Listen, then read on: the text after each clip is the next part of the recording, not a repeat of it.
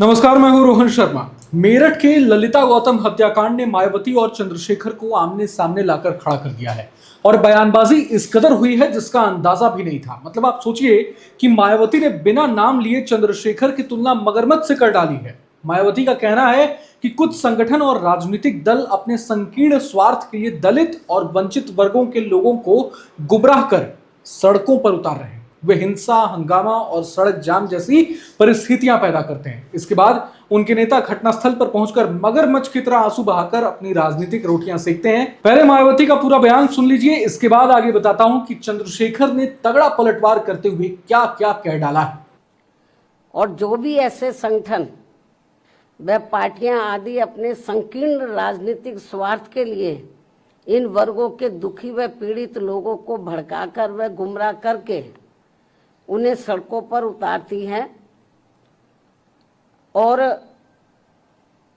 करते ये हैं ये लोग, ये जो विभिन्न पार्टियां हैं, संगठन हैं, उन्हें सड़कों पर उतारती है दुखी पीड़ित लोगों को भड़काकर गुमराह करके।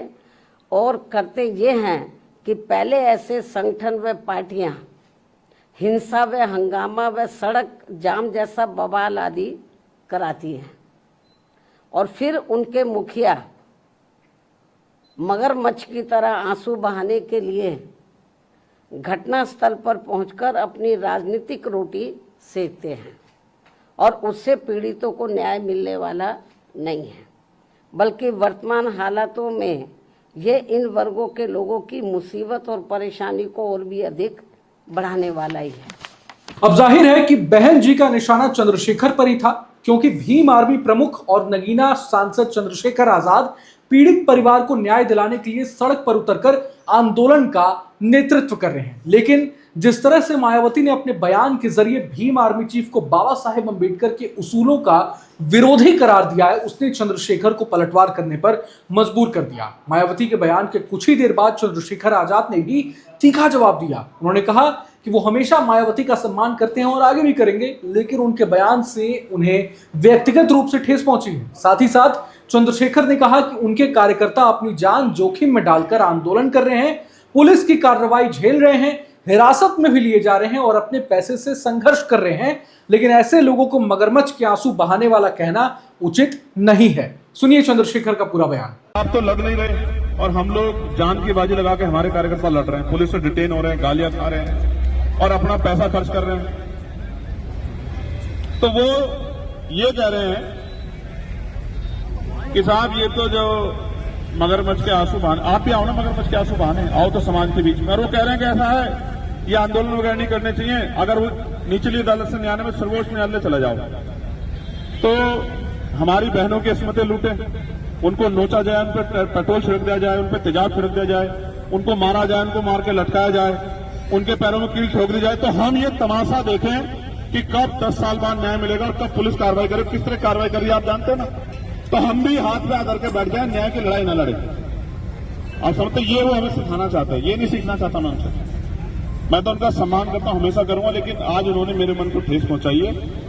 समाज देख रहा है, समाज फैसला करेगा कि कौन समाज के लिए लड़ रहा है और कौन समाज से सिर्फ। अब सवाल ये कि क्या चंद्रशेखर सच में गलत कर रहे हैं? क्या इंसाफ की लड़ाई के लिए सड़कों पर उतरना गलत है या फिर मायावती की बात ही सही है? यह मैं आप सभी पर छोड़ देता हूं। उधर जानकारों का कहना है कि यह सब केवल खुद को दलितों का सच्चा मसीहा साबित करने के लिए हो रहा है, क्योंकि यूपी चुनाव भी अब नजदीक है। मायावती नहीं चाहती कि चुनाव से ऐन वक्त पहले ऐसा माहौल क्रिएट हो कि दलित बेटी की हत्या पर उनकी पार्टी चुप रह जाए और चंद्रशेखर सारी की सारी वाहवाही लूट ले जाएं। जाहिर है कि नगीना सीट से सांसद और आजाद समाज पार्टी के प्रमुख चंद्रशेखर आजाद लगातार युवा दलितों में अपनी पैठ बढ़ाने और संगठन को विस्तार देने पर फोकस कर रहे हैं। दलित राजनीति के वैकल्पिक नेतृत्व के रूप में स्थापित करने की कोशिश भी कर रहे हैं।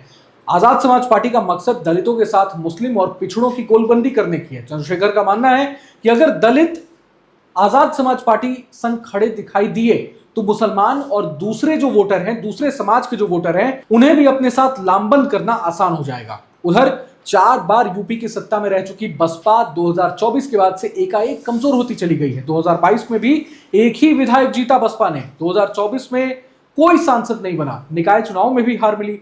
यूपी में दलितों की संख्या भी करीब 21% है। दलित 140 से अधिक विधानसभा सीटों पर चुनावी परिणामों को सीधे प्रभावित करते हैं। वेस्ट यूपी में दलित खासा दबदबा रखते हैं और जहां का ये मामला है यानी मेरठ, वो भी वेस्ट यूपी में ही आता है।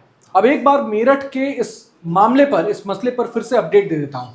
मेरठ के एसएसपी का कहना है कि मामले की जांच शुरुआत से ही सही दिशा में चल रही थी। उनके मुताबिक पीड़ित परिवार भी पुलिस की कार्रवाई से संतुष्ट था, लेकिन बाद में कुछ उपद्रवी तत्वों की एंट्री हुई जिन्होंने पूरे मामले का माहौल बिगाड़ने और तनाव बढ़ाने की कोशिश की। दरअसल मेरठ में मई महीने में बीए की छात्रा ललिता गौतम परीक्षा देने के लिए घर से निकली थी, लेकिन देर शाम तक वापस नहीं लौटी। परिजनों ने पहले रिश्तेदारों और परिचितों के यहां उनकी तलाश की। कोई जानकारी नहीं मिलने पर पुलिस में गुमशुदगी की रिपोर्ट दर्ज कराई गई। उसी समय परिवार ने अंकुश नाम के युवक पर शक जताया, जिसके आधार पर पुलिस ने जांच शुरू कर दी। अगले ही दिन मामले में बड़ा मोड़ आया जब रोहटा थाना इलाके के उपसिया गांव के पास गन्ने के खेत में एक युवती का शव मिला।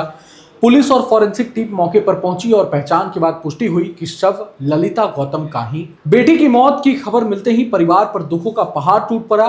परिजनों ने हत्या के साथ गंभीर आरोप लगाते हुए आरोपियों की जल्द गिरफ्तारी की मांग की। घटना के बाद इलाके में भारी आक्रोश फैल गया और मामला तेजी से राजनीतिक और सामाजिक मुद्दा बन गया। भीम आर्मी समेत कई संगठनों ने इसी मामले में प्रदर्शन भी किए हैं। बहरहाल पूरे मसले को लेकर आप क्या कुछ सोचते हैं हमें कमेंट बॉक्स में जरूर बताएं। अगर ये वीडियो आपको पसंद आए तो लाइक करें और टॉप सीक्रेट को जरूर सब्सक्राइब करें।